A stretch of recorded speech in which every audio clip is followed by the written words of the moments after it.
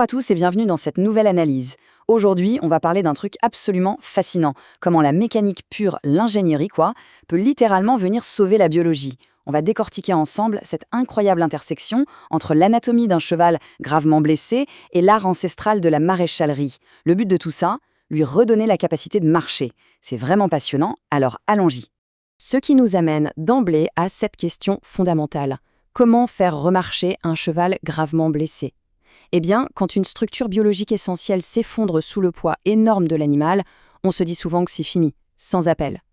Mais, comme on va le voir dans cette explication, la solution ne se trouve pas toujours dans un traitement médical classique. Parfois, il faut carrément inventer une orthèse mécanique externe. Bref, face à un problème biologique dévastateur, il faut trouver une solution d'ingénierie tout simplement brillante. Première partie. Le problème médical. Un effondrement structurel. Regardez un peu ça. C'est l'illustration parfaite, bien que dramatique, du problème. On voit clairement que la jambe a complètement cédé. Le boulet, vous savez, cette articulation à l'arrière qui est normalement suspendue en l'air, eh bien là, il s'est littéralement effondré pour toucher le sol. Et remarquez l'avant du sabot, ce qu'on appelle la pince. Elle pointe vers le haut de façon complètement anormale. C'est une défaillance mécanique totale de la jambe. Mais alors, qu'est-ce qui est censé maintenir cette lourde articulation en l'air en temps normal ? C'est ce qu'on appelle l'appareil suspenseur. Pour faire simple, c'est un système vital de ligaments et de tendons qui agit exactement comme un immense élastique. Il soutient le bas de la jambe et absorbe l'énorme choc à chaque fois que le cheval pose le sabot. Quand cet appareil se rompt, c'est la catastrophe. Les sources précisent d'ailleurs que cette rupture s'accompagne parfois même de fractures des petits os situés juste derrière l'articulation, qu'on appelle les os sésamoïdes. En clair, sans cet élastique, c'est la gravité qui gagne et tout s'effondre. Deuxième partie, l'art du forgeron, forger une solution.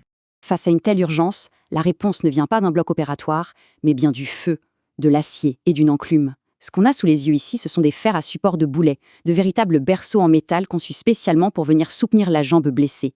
Ces pièces hyper complexes, avec leurs grandes extensions courbées vers le haut, ne sortent pas d'une usine. Non, c'est le travail méticuleux d'un maître maréchal ferrant. La forme est pensée au millimètre près pour épouser et supporter l'anatomie brisée de l'animal. Et le plus fou dans cette histoire, ces fers n'ont même pas été assemblés en soudant plusieurs morceaux. Pas du tout. Chacun a été magistralement forgé à partir d'une seule et unique barre de métal brut. Le forgeron a chauffé, martelé et façonné le métal d'un seul tenant pour créer cette boucle fermée et surélevée. Et nos documents soulignent qu'ils ont été fabriqués sur mesure pour traiter des ruptures bilatérales. Ça veut dire que le pauvre cheval souffrait de cette grave blessure sur ses deux jambes en même temps. Réussir une telle prouesse technique, c'est un véritable hommage au savoir-faire de la maréchalerie. Il y a aussi d'autres méthodes pour arriver au même résultat. Ici, on a ce qu'on appelle un fer à planche ovale, ou egg bar shoe. Et l'astuce utilisée par le maréchal ferrant est tout simplement géniale. Pour offrir un soutien prolongé à l'arrière du sabot, il a pris un deuxième fer et il l'a littéralement soudé à l'envers sur le premier. C'est une technique super simple mais redoutablement efficace. Ça permet de surélever et d'étendre drastiquement l'arrière du pied, la zone des talons. Troisième partie, le soutien mécanique, agir comme une béquille. Maintenant, le grand défi, c'est comment appliquer ça sur le cheval.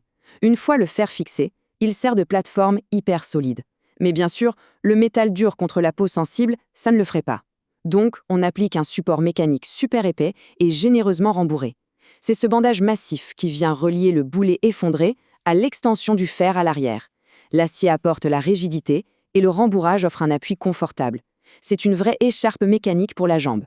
Et si on regarde la physique derrière tout ça, c'est très simple à comprendre. À cause de la rupture des ligaments, on l'a vu, l'avant du sabot a tendance à remonter vers le ciel de façon anormale. En allongeant énormément les talons vers l'arrière et en ajoutant des cales, le fer crée un puissant effet de levier. Ce levier va contrer cette remontée de l'avant du pied, repousser le tout vers le bas et réaligner correctement la géométrie de la jambe. Résultat, le cheval retrouve son équilibre mécanique et redevient confortable. C'est brillant. Quatrième et dernière partie, un résultat positif, une nouvelle vie.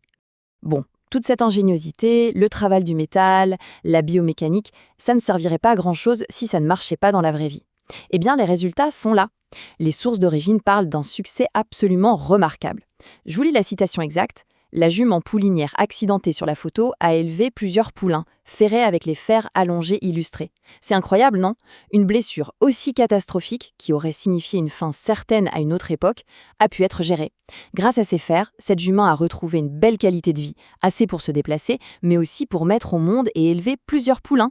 En bref, ça illustre parfaitement la puissance de cette alliance entre la médecine vétérinaire et l'artisanat du métal.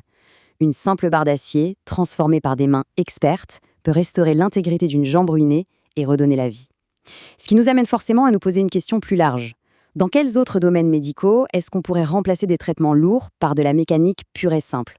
C'est fascinant d'y penser. Abonnez-vous pour plus de vidéos simples et éducatives.